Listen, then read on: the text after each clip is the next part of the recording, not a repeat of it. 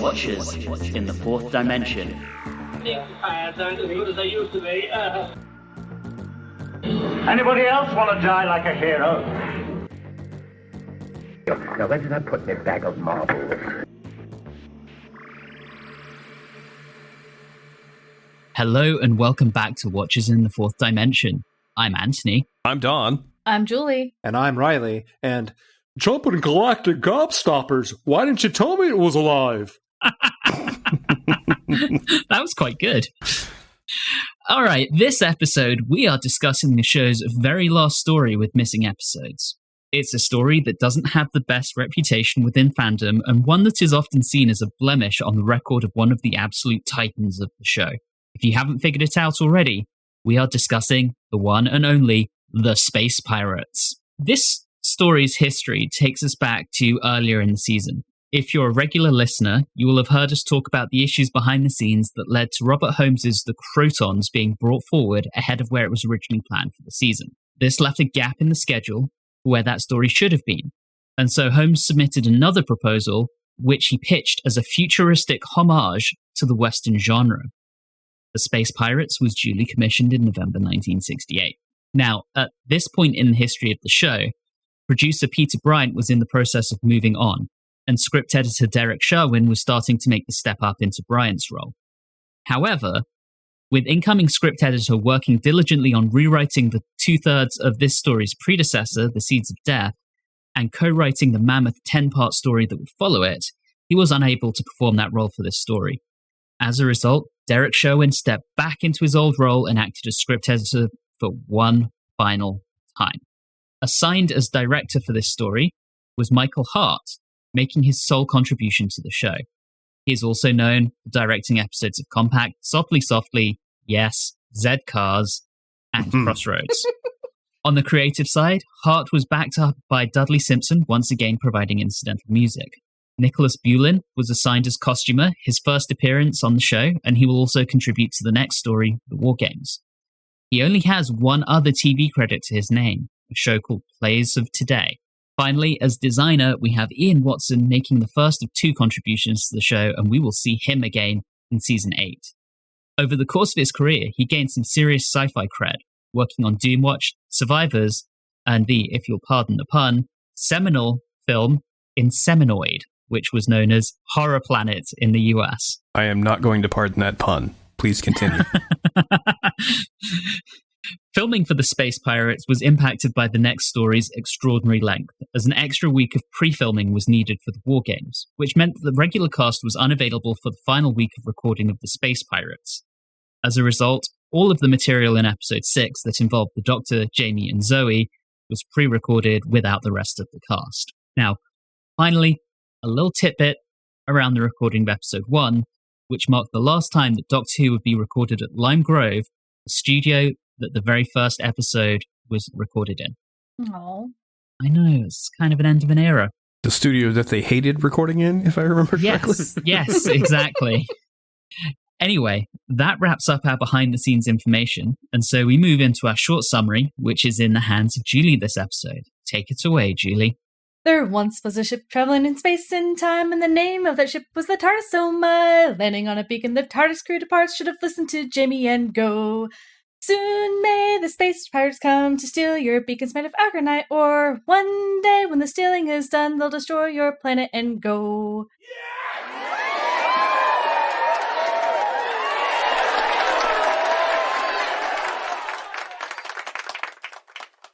Let's talk about this story, episode 1, which starts off with some fairly nice, admittedly CGI, given that it's loose cannon, model work.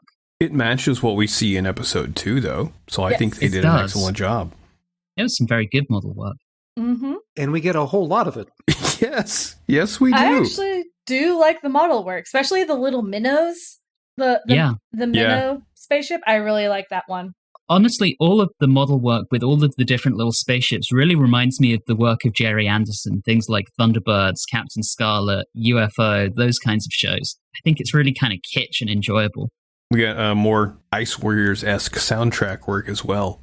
Over the title cards? Yeah. Yeah, and mixed throughout the serial. what was frustrating to me about the music, and I guess since you already talked about it, I really kind of liked the music, but not for this story. Yeah. It made no sense. I was like, this is supposed to be pirates, and yet I get this like vibe that it's supposed to be some sort of like eerie suspense thriller and not like jaunty pirate music. I don't think he actually saw what they were doing for the music that he wrote. Because the music itself, by itself, is good. In context, you are completely right. It just doesn't really work. And it's supposed to be, as Anthony mentioned, trying to be a Western. So couldn't they have just done a couple more verses? The Ballad of the Last Chance Saloon. Well, the funny thing is there were a few moments where I sat there and I thought that like the female voice was, I wouldn't say equivalent to, but similar enough to like the Spaghetti West, like Ennio Morricone. Mm-hmm. But just only on the surface. So it never connected. Right. And it doesn't have that like awesome, like unique percussion that usually Morricone uses for those spaghetti westerns. That's usually what makes it feel Western, is not just the voice, it's all of the components. Right. And in this, it was like, okay, we just have a woman singing. Okay, this is really odd. I don't get it. And at no point did I ever feel like they were pirates. No. Yeah, they didn't look like pirates. They looked like they were all wearing Darth Helmet's headwear. Or they stole it from Ice Warriors. Yeah. They're just space assholes. Yes. Pirates.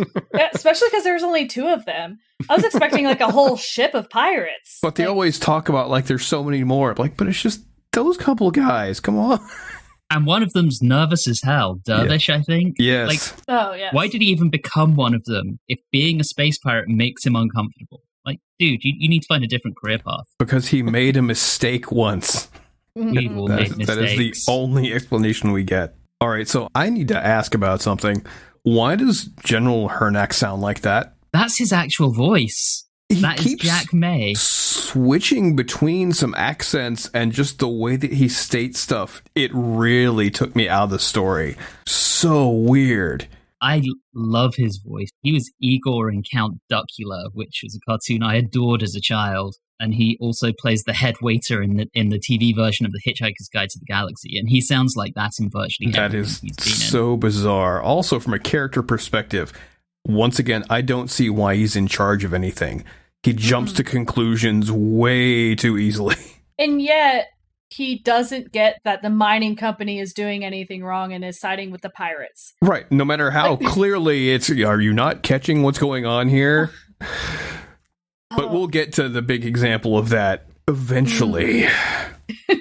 Going back to his voice, there was a part where I actually really rewound twice in order to figure out what he was saying, because I swear to God, I thought he said the term space waves. And I just thought, oh shit, what are we in for? Space waves? But no, he was saying space ways. Yeah. I also, one of the other comments that I thought really strange was they talked about brush fire wars in other sectors. And I was like, we're in space. Where's the brush fire? They're trying to make it sound more Western. But he also gives the line that I'm kind of shocked, because I thought Reilly was going to use this for his intro, where he says, I am not interested in man's comfort, Major. And it just, his delivery, it made me laugh. And I really thought Reilly was going to do that, but he didn't. Well, I kind of feel like that, as well as the serial as a whole, kind of got bulldozed by Milo. So it kind of permeated my brain that I couldn't really pick up on anything else that was going on. Not that there was much else going on, but something little like that. You know what I found frustrating, and I started to notice it in this first episode and definitely noticed it throughout most of the second, was that there were no women anywhere. Yeah, not in this one, and like, one of the things I said was, good God, we need a smart woman to mix everything up. Like, it's just bad. It was just a whole bunch of men in space not knowing what the hell was going on. And since recently we've had really good supporting female characters, I was very disappointed. I can just see your note as, what this story needs is a smart woman with metal hair. Oh, the hair. That's very Blake 7, but 9 years before Blake 7 actually happened. Yeah. So I guess it's the other way around. This probably influenced Blake 7. Probably. In the costume department. With 10 minutes left in the episode, the TARDIS finally decides to show up. 15 minutes in. And so that's actually the record in all of Doctor Who, in literally all of it, 15 minutes before we see a regular character. Well, I mean, it's not like they're in much of the next episode either. No, they spend the entire serial going from being trapped in one place to being trapped in another place to being trapped in another place. But it's not a base under siege. I mean, Patrick Troughton had been complaining about how exhausting the schedule was, so I can only assume that they decided to give him some easy shoots. But he didn't like this episode either. Or at least this, because he complained this in the second episode. He's like, we're still on this beacon set. We've gone nowhere. Yeah. And also, again, I mentioned it in my short summary, but we had another instance of you should have listened to Jamie. Yes, they should have eaten more porridge. Yep, thank you. No, like, because he they get off and they're like, oh, there's no one here. Everything's gonna be fine. He's like, I have a bad feeling about this. We should go. The funny thing is, for as much of an impact as they really have on the plot, they could have just left then, and nothing really would have changed too drastically. Yeah. No. Yeah. And they're not in it that much anyway. They're complete passengers, and it's because the lead character is Milo. He's the lead character of the serial. I mean, and that's part of the reason why it's terrible. They're just passengers. Yeah, that's disappointing. As passengers, though, they do get to be cliffhanger fodder quite a lot. You know, the pirates come in, they're going to blow up the beacon with our heroes still on board it, and that leads us into our cliffhanger and into episode 2. I mean, you know, that's basically what they're there for, is to be, I think as Don would put it, peril monkeys. Yeah, which, I mean, you already had another crew on there that they could have done the same thing with.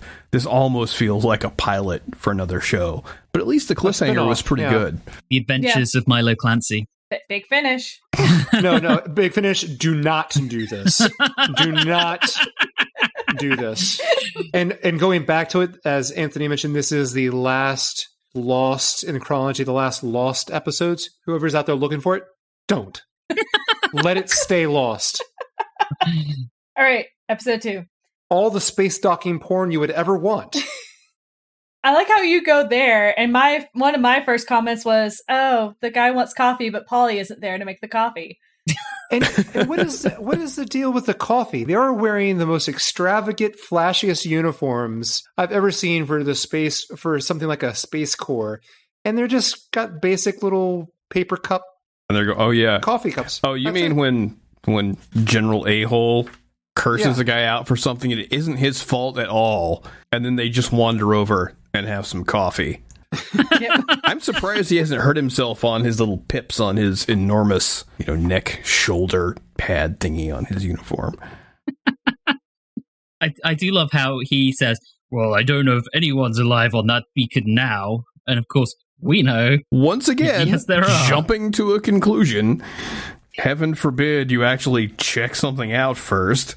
Now, Reilly, I know you mentioned the spacecraft porn and docking and undocking, but again, let's put this in context. This is 1969. Man is maybe 4 months at this time, 5 months away from landing on the moon. So we were seeing a lot of this kind of thing on the news, on TV at the time. And yeah, it's not thrilling to us now, but... All I'm saying is just don't make it gratuitous. Make it classy, like 2001, with some classical music in the background, romantic, nice and slow. That's all I'm asking. Yeah, a plot and some romance. You don't want to listen to this crazy old guy on a really old ship sing Over the Rainbow? Oh, God. Oh, you mean Cowboy Stalin and his Jimmy Stewart impression? Oh my God. When he walked out there wearing the plaid and a neckerchief, and yet he's wearing like sparkly, like capri pants. Yes. Oh my God. I was like, what were they thinking? What is going on? And then like, you're right with this Somewhere Over the Rainbow. I'm like, what the hell are they trying to do? And then he gets to sit there with his little TV tray and his TV dinner, and he's about to eat, and then he gets frustrated. And he has like a really terrible rolling chair that doesn't really roll, and he like scoots it over because he's too lazy to get off his ass. Yeah. Mm-hmm. They probably debated for like days whether or not to add a wah-wah sound to like him trying to eat his breakfast. So we have a pirate story, and Robert Holmes, in all of his wisdom, decides, let's drop in a cowboy who sounds like Foghorn Leghorn, because that belongs in a pirate story. No, that's not Foghorn Leghorn. That is a Jimmy Stewart impression. Yes, it is. It is Jimmy Stewart with like Foghorn Leghorn colloquialisms, and all of that by way of Sydney, Australia. So. Yeah. Oh dear. Oh God. Oh, he is everything about this serial. He's put forward so much, and he is absolutely terrible. He is the Jar Jar Binks of classic Doctor Who. I was watching it. When I looked up, it was Robert Holmes, right? Robert Holmes is the writer, you said? Yep. And I see his history with the show and all the episodes that I've seen later that he's done. I'm like, well, that was good. That was good. And I kept thinking, like, he had a George Lucas moment, didn't he? When he was writing this, he was probably had the directors and the producer around and said, you know what? Milo is the key to all of this. I don't think he really had any say in how it was performed, but I do I wonder, like, how can you fit in context the outfit and the entire thing? Just never mind the entire thing. How do you go, yes, this is what we're doing, even though it makes no real sense with our narrative? There's probably a reason that Michael Hart was never invited back to direct for the show again.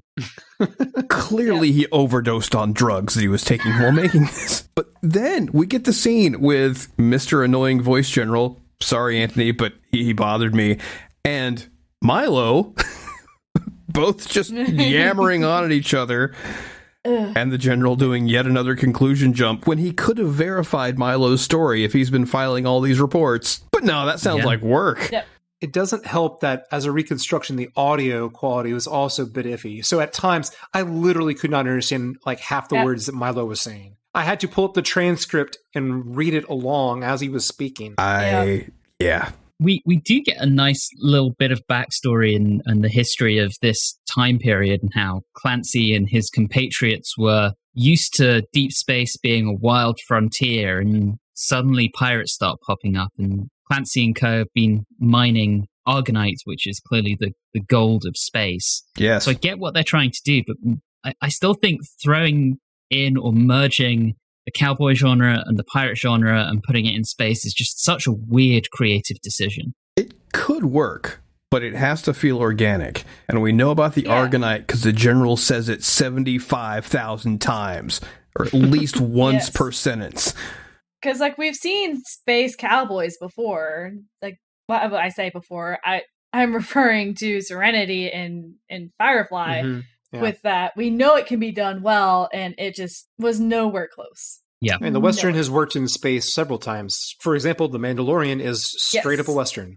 That is it. Yep. Agreed. Yeah. Agreed. So we get like one little scene, maybe two little scenes of the Doctor with the companions. And at least one of the things that they did keep is the little asides with the companions, like talking about the Doctor as if he's not there and how ridiculous he is. And I'm like, okay, that was a nice little moment. Thank you for giving me like one thing to grab onto in the rest of this nonsense. We also get Jamie playing with the magnets the Doctor hands him, and that was really fun. I like that.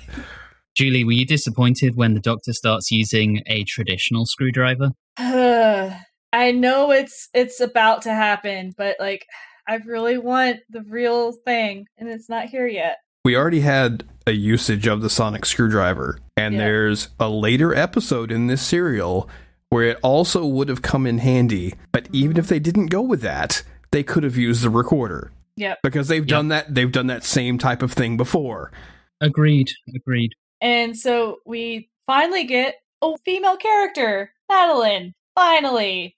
That's not Zoe, obviously. The lady with an eggplant on her head. A non-regular lady. With non-regular hair.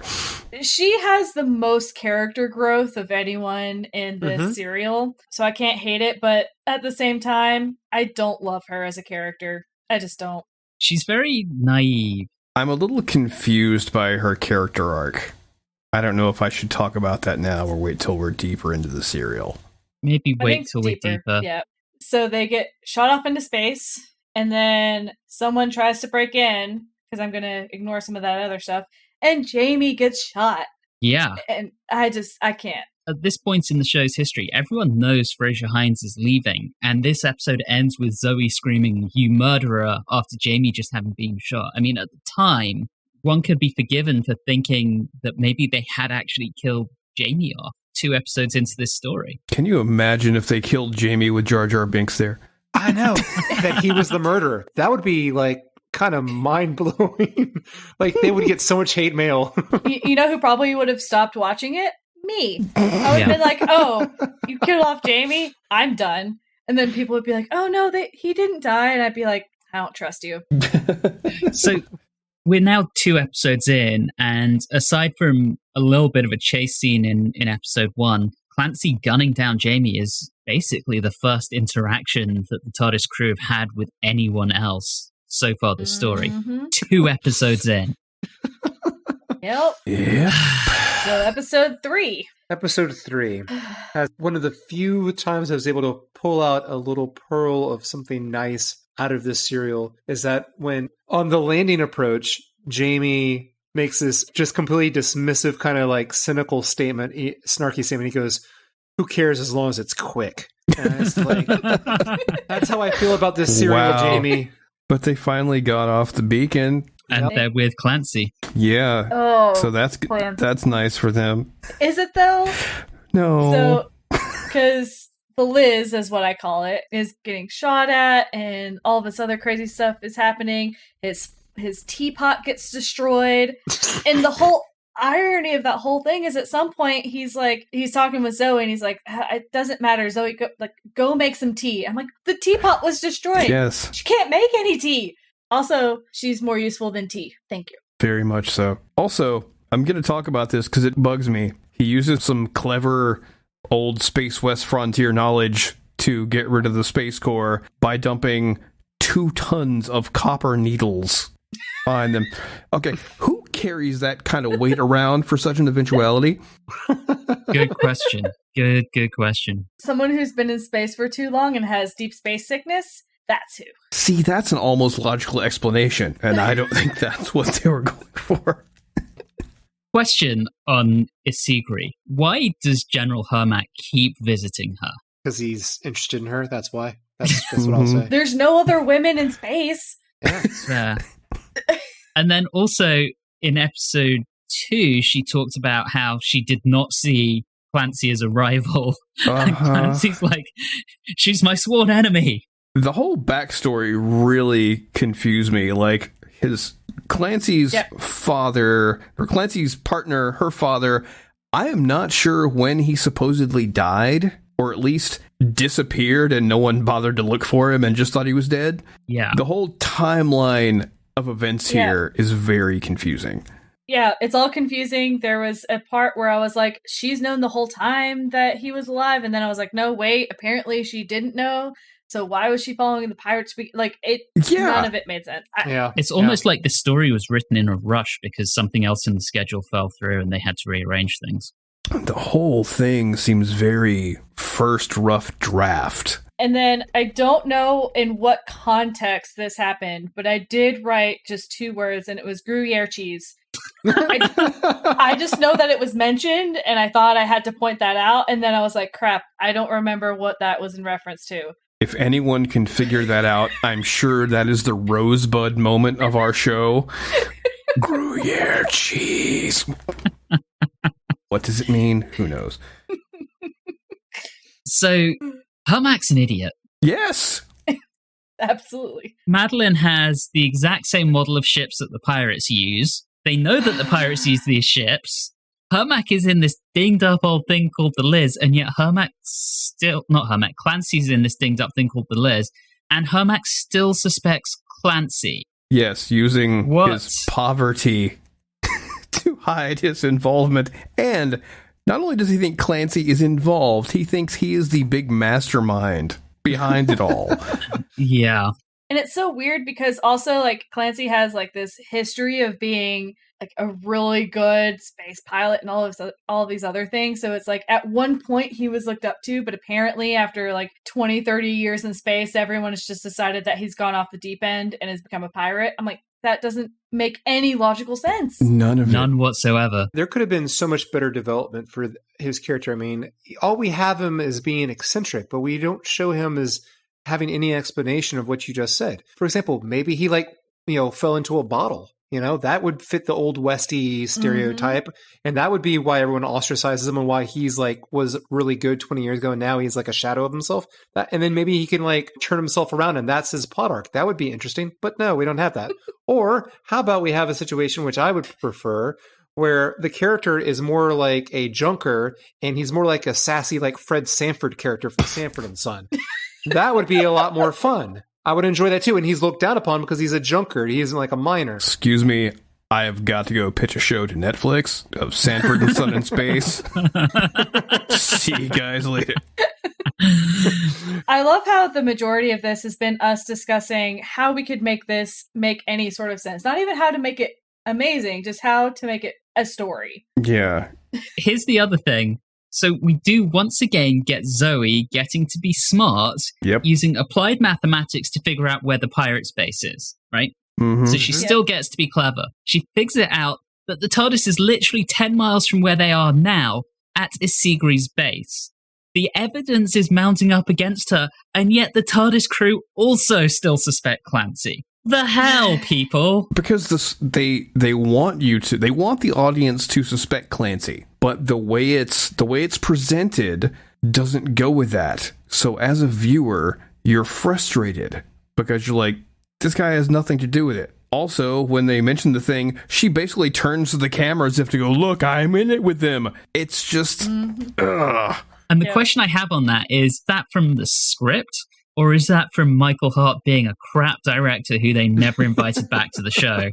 Both. I think it's both, but I do think that a better director could have worked with this story. Yeah. Not saying it would have been great, but I feel like it would have been better than what we got. Just saying, if Julia Smith had this, we'd at least have shirtless men running around. So. That's how the pirates should entrust. Yeah, another pirate story. So we've barely talked about Dervish and Kavan. Dervish has a C- mustache. Just throwing that out there. It's not that great, especially compared to other mustaches that we've had throughout the season. So. And even other mustaches in this serial. Oh, yes, that too.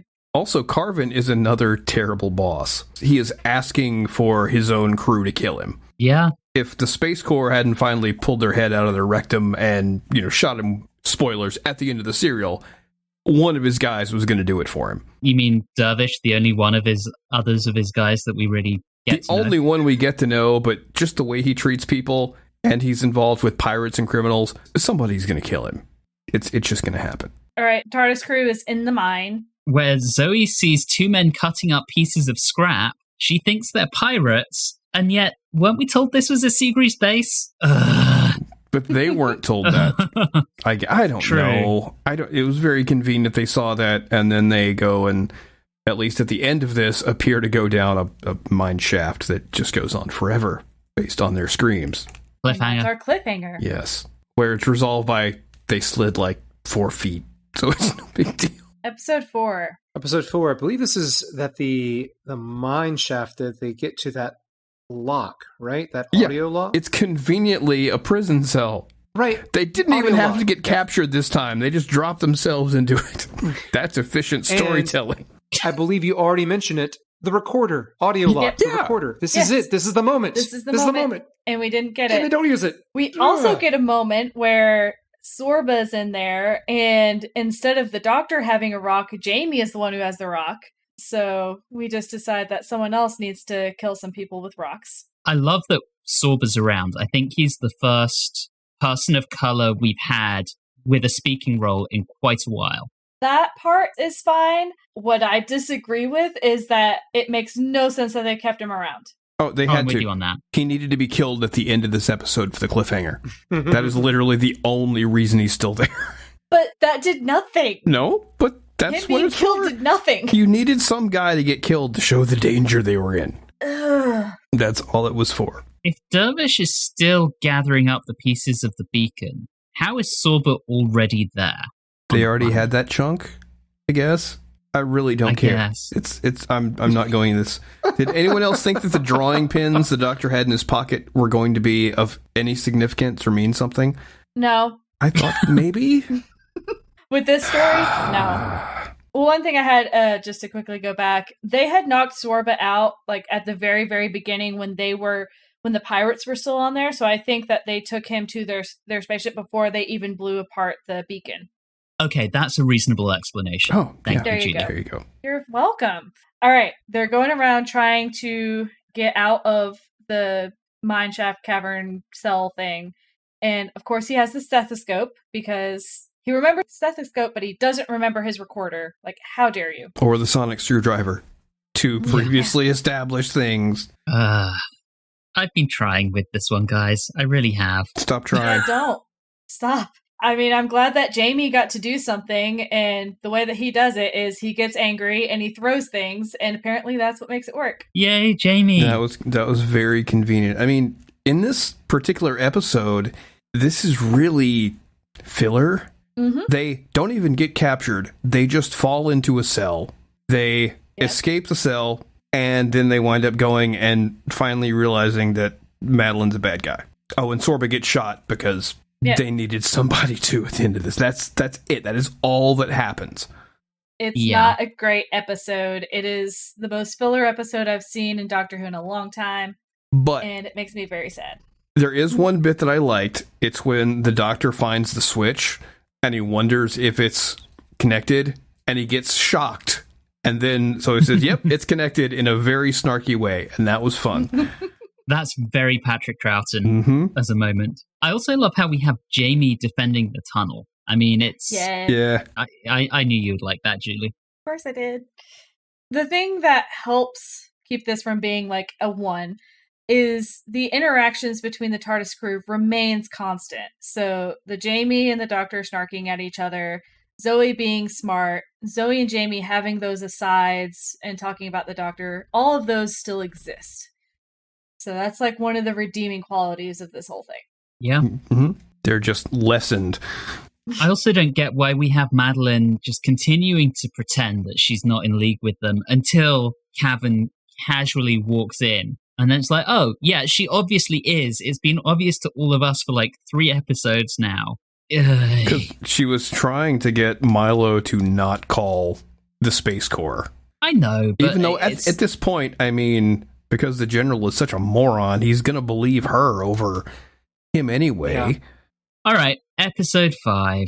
Well, let's also point out episode 4, one other good thing. It's kind of cliche, but I like the line, the ending line of episode 4. Anybody else want to die like a hero? I like that. Is good. That's good. Very cliche, but wonderful nonetheless. Yes. But then he ruins it, because in the beginning of episode 5, when he's talking to Madeleine, who apparently didn't realize that they were actually being violent as pirates, seems kind of weird to me, he says that he was the one doing the space piracy. He actually says the space piracy, and then he says it again later. In case you didn't know. What the hell? These were space pirates. Yes, in space. Yeah. And then we're led to another cell. That weird-ass library study place? Yes. Yeah. Which clearly wasn't a set for something else that they were reusing on the cheap. Oh. I don't know how these absolutely allegations come up, but no. Here's the thing with that. The library that we see on the recon, we don't actually have any screen caps of this story from the time. So that's a Photoshop of the actor. When we meet Dom later in episode 5, the actor who played Dom, we don't know what he looked like in this story. So that's a photo of him from something else, photoshopped into a library from something else that may or may not have actually been what was used in the show. So, yeah. Wow. Yeah, it's a shame there were no telesnaps of this one, but well, that really is a shame, because when Dom gets introduced as a character and I hear about his history with Milo, as he starts to speak, I hear how he speaks, I was like, you bastards. You're going to give me 2 Milos now in this damn cereal.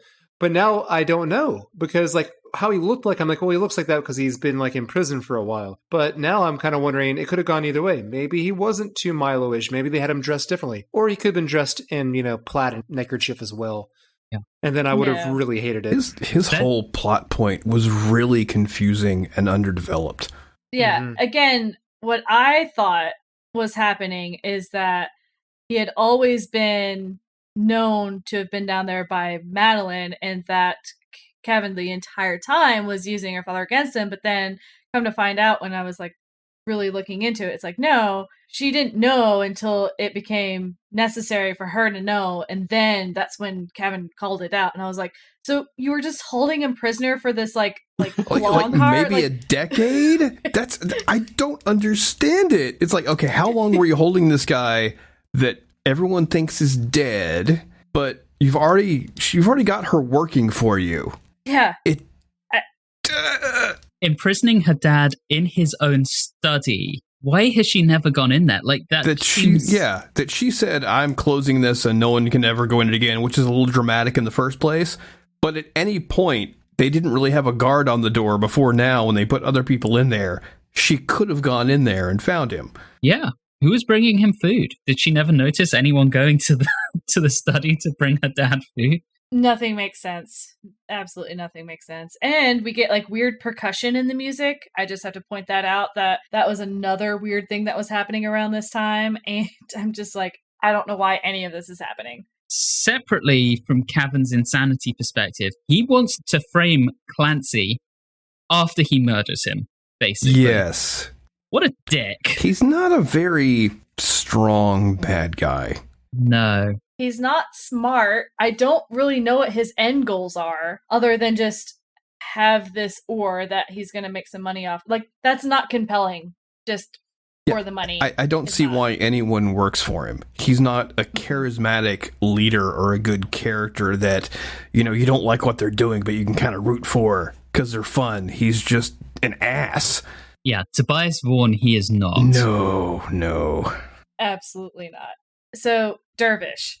I was hoping against all hope that he would kind of do what Fusham did, and that he would turn on his leader and he would like subvert Kevin and help out the TARDIS group. No, absolutely not. Have an arc? Yes. No, he just remains terrible. I'm like, okay, that was nice. Moving on.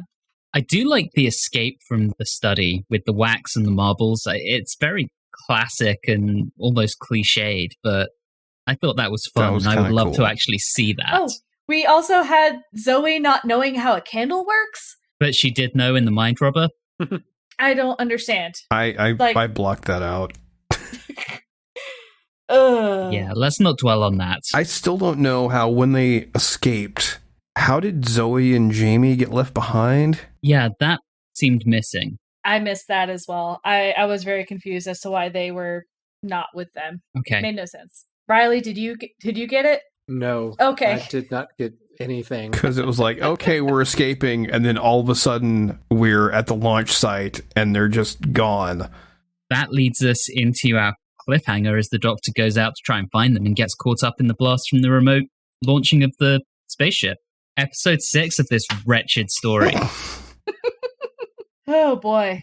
We get Dom and Milo on board the Liz, so two old timers back together. Did anyone else, whenever Milo was talking to him and saying his name, keep hearing dog rather than Dom? I heard a lot of things. I didn't understand any of them. I really wish there'd been subtitles. Just pops and whistles. Yes. I didn't really hear anything one way or the other. I think I was just mentally just trying to get through.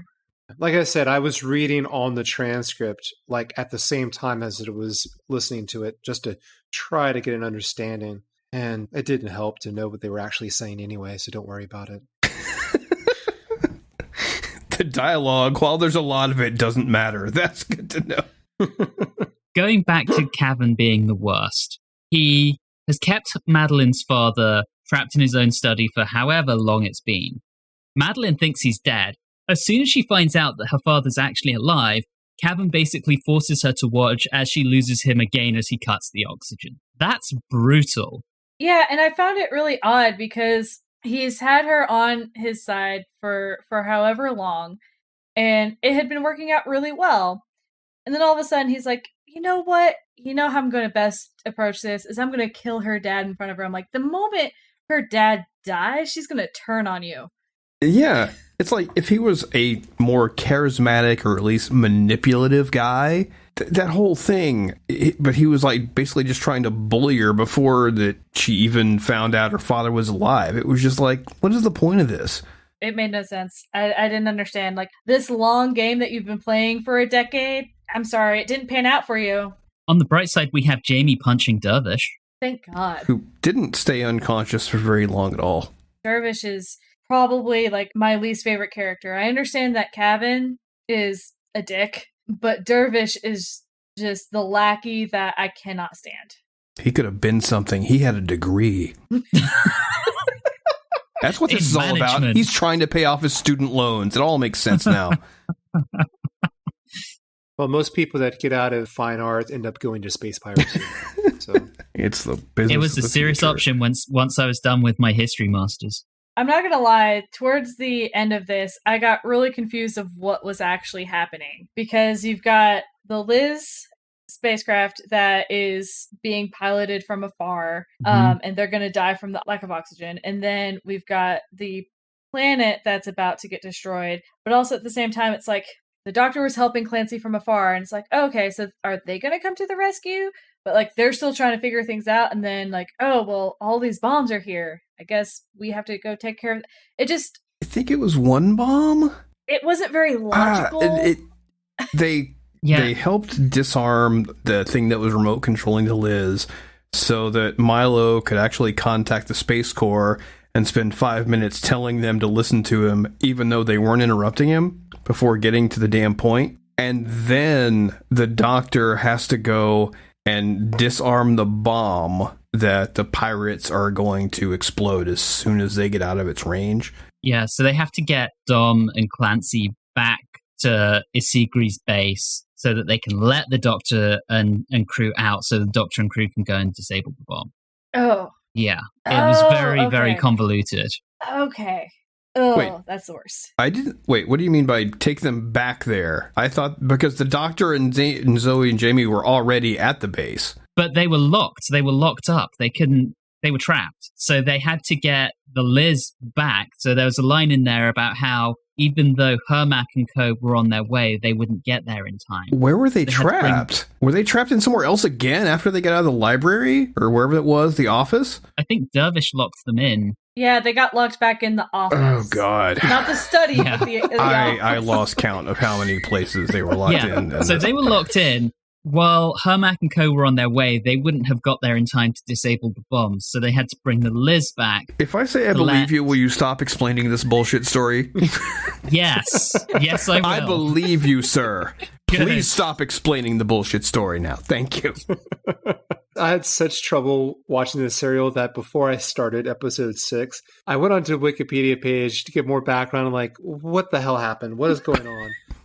And I read that Troughton, Padbury, and Hines, for the episode 6 of this serial, all of their stuff was pre-filmed, inserted into this because they were too busy working on the monstrosity known as the War Games that's coming up next. Exactly, as I said in the behind the scenes. And I just kept, when I saw that, I'm like, oh, great. So we have more disconnected scenes of our TARDIS crew in this serial. That's wonderful. Great way to wrap it up. And that's why I think I got so confused and why the last episode was so disjointed is I don't think they did a good job of knowing what scenes needed to flow into each other. And it was just very much like cut and paste and it just did not work. And then at the ending, we have Madeleine basically, I've got to go back for trial, but they're saying, she won't really be punished very harshly. Why not? She's rich and white. Apparently that's it. It's like they weren't blackmailing you until like 10 minutes ago. You were, pretty heavily involved in this. Because she's rich and she owns the legal system as a result. Sure. But on an interesting note, we have an ending where the crew doesn't have a little scene inside the TARDIS or see them walking back into the TARDIS. They don't get back to the TARDIS. You don't see it. They're going to have to get a ride in the Liz, and we get Jamie being like, oh no, not the Liz again. I'd rather walk. Everyone laughs. You may have to, yes. And then freeze frame like the end of a Police Squad episode. Yeah. Yes. I mean, it's the only thing they can do when we're about to get a story that starts in World War I next week, so... Thanks for that, Anthony. God, every time. War Games. It's called the War Games. It's about war. She thought I was referencing the Matthew Broderick movie. They're going to meet from the Matthew 80s. Broderick. It's going to be great. Yes. I love Matthew Broderick. I actually watched Godzilla this past week. Nice. From the 90s. Well, not nice, but still. Yes. We're done, right? That brings It's over. we're done. Let's rate this sucker. Okay, please don't punch me next time, but Julie, you're up first. Going into this conversation, I thought I was going to be generous. And then we had our conversation, and I'm no longer going to be generous. This is just bad. There's not a lot of redeeming qualities about this. The plot doesn't really make sense. The direction is poor. You just have a handful of scenes where Jamie, Zoe, and the Doctor do their normal thing that we all know and love, but they're so few and far between that it's just overall not enjoyable. I don't even think that having the actual episodes would help. So I'm going to give it 1.5 flying space minnows out of 10. Ooh. Okay, Reilly, you're up next. You know, I don't like being negative. I didn't want to smash this serial into oblivion, but it kind of deserves it. It doesn't help, as we mentioned before, the episodes were missing, the sound quality and the reconstruction was poor, but as Julie said, even if we had all that, I don't think it would make that much of a difference. Like I said, it's hard to find something positive to focus on. There's nothing remarkable that I could really pull out other than maybe the 2 quotes that I liked from it. Like I mentioned before, this is all about Milo. He's effectively written as the lead of the story. And if you don't like Milo, then you're not going to like the story. And I hate Milo. I hate Milo a lot. If I really hated myself or I wanted to harm myself, I would go back and try to gauge the screen time and the lines spoken. And I guarantee you Milo would have more than anybody else. But I won't be doing that. So everyone is aware of my dislike of the gunfighters. Yep. The only question is whether this is worse than it. And I think it is. So I'm giving it 1.5 jumping grasshoppers out of 10. Wow. All right, Don. The thing about this story is it does have a reputation as being the worst Troughton story and maybe one of the worst Doctor Who stories of all time. I think it is slightly, infinitesimally better than its reputation, but not by much. It's mainly defined by what it isn't. It doesn't have any badly designed monsters that we'll never see again. It's not a base under siege. And, I mean, Zoe's outfit is pretty hot. You got that going for it. But the plot is strictly rough draft, needs to be filling out. There are comedy voices that aren't funny, that really ruin what the plot could have done. It needed a rewrite. It needed a better director. It's not the worst Doctor Who story I've seen. It's not even my least favorite. It was at least watchable, and it didn't try to, sell some really stupidly conceived political view, so it didn't offend me. It was just bad. I'm giving it 1.75 pieces of burnt space toast. Ooh. I think that's the first time we've gone in a quarter of a point, so cool. All right, so that leaves me, and I wanted to enjoy this. I often support the underdog in stories that fandom hates, and I wanted to give this one the benefit of the doubt precisely because so much of it is missing. And I came into it thinking that I was going to rate it higher than I'm going to, but in talking to everyone else, yes, it feels like a rough draft. Yes, the accents are terrible. The plot has a lot of holes and a lot of things that don't make sense and characters who don't behave rationally. And I struggled. I struggled more than I did with the Dominators. So I think I'm with Julie and Reilly on this one. And this one will get 1.5 unkempt and unshaven locked up fathers. Just to make it even, I will lower mine to a 1.5.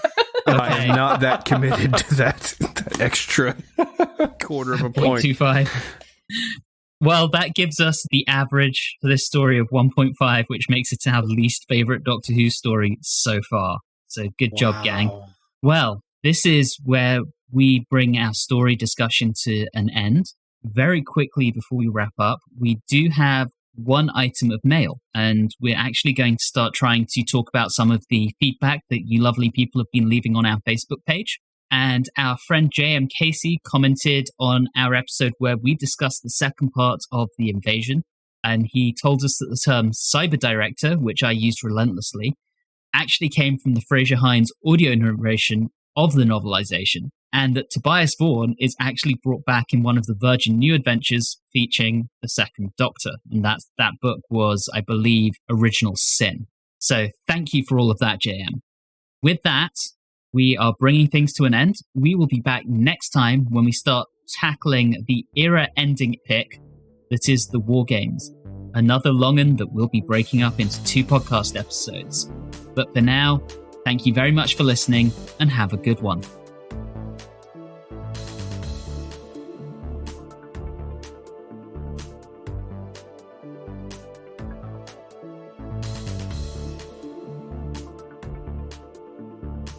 You have been listening to Watchers in the Fourth Dimension with Don Smith, Reilly Shrek, Julie Philippak, and myself, Anthony Williams. This episode, No Other Women in Space, was recorded on Wednesday the 31st of March 2021. If this is your first time listening in, all of our previous episodes are available on your favourite podcasting app. You can interact with us on Facebook, Instagram, and Twitter at Watchers4D. And you can also email us at watchers4d@gmail.com. We do enjoy your feedback. If you're enjoying the show, please do subscribe and leave us a review or rating on your favourite podcasting app. All of these things really do help the show. And always remember, just because it's by Robert Holmes doesn't mean that it's automatically a classic. This is a case in point.